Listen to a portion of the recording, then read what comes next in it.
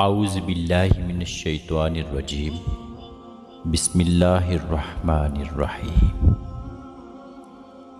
حدیث نبوی صلی اللہ علیہ وآلہ وسلم ہے کہ انسان پر مصیبت اور بیماریاں کیوں آتی ہیں؟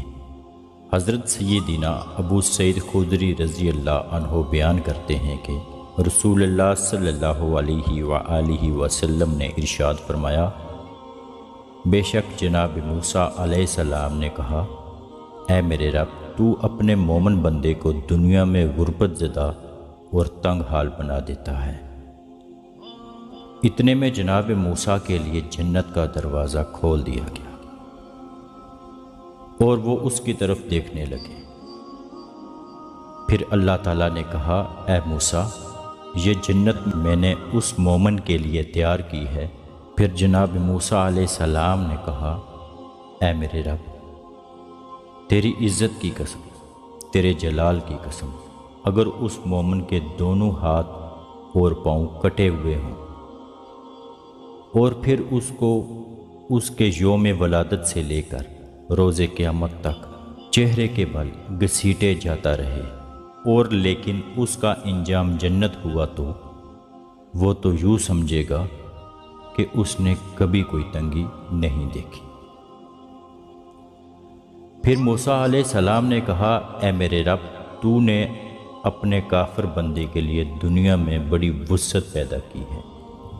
اتنے میں موسیٰ علیہ السلام کے لیے جہنم کی طرف ایک دروازہ کھولا گیا اور ان سے کہا گیا، اے موسیٰ علیہ السلام، یہ جہنم اسی کافر کے لیے تیار کی ہے۔ موسیٰ علیہ السلام نے کہا، اے میرے رب، تیری عزت اور جلال کی قسم، اگر اس کو اس کے یوم تخلیق سے روز قیامت تک پوری دنیا دے دی جائے لیکن اس کا انجام یہ ہوا تو وہ یوں سمجھے گا کہ اس نے کبھی کوئی بلائی نہیں دیکھی۔ عامر رضی اللہ عنہ بیان کرتے ہیں، رسول اللہ صلی اللہ علیہ وآلہ وسلم نے فرمایا، امراض اور ان کے ثواب کا ذکر کیا تو فرمایا، جب مومن کو کوئی بیماری لاحق ہوتی ہے اور پھر اللہ تعالیٰ اسے اس سے عافیت و صحت عطا فرما دیتا ہے تو وہ مرض اس کے سابقہ گناہوں کا کفارہ ہے اور مستقبل کے بارے میں واعظ و نصیحت بن جاتی ہے۔ اور جب منافق بیمار ہوتا ہے پھر اسے عافیت عطا کر دی جاتی ہے تو وہ اس اونٹ کی طرح ہوتا ہے جسے اس کے گھر والوں نے باندھ رکھا ہو اور پھر انہوں نے اسے چھوڑ دیا ہو۔ اسے پتہ نہیں ہوتا کہ انہوں نے اسے کیوں باندھا تھا اور کیوں چھوڑا ہے۔ کسی شخص نے عرض کیا، اللہ کے رسول صلی اللہ علیہ وآلہ وسلم، بیماریاں کیا ہوتی ہیں؟ اللہ کی قسم، میں تو کبھی بیمار نہیں ہوا۔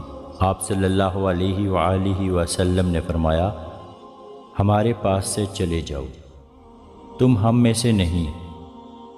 حضور اکرم صلی اللہ علیہ وآلہ وسلم نے فرمایا کہ اللہ تعالیٰ اس شخص کے چہرے کو تر و تازہ رکھے جس نے حضور اکرم صلی اللہ علیہ وآلہ وسلم نے فرمایا، اللہ تعالیٰ اس شخص کے چہرے کو تر و تازہ رکھے جس نے مجھ سے کوئی حدیث سنی اور پھر جیسے سنی اور ویسے ہی اسے آگے پہنچا دیا۔ اللہ تعالیٰ سے دعا ہے کہ اللہ تعالیٰ ہمیں صراط مستقیم پہ چلنے کی توفیق عطا فرمائے۔ آمین ثم آمین۔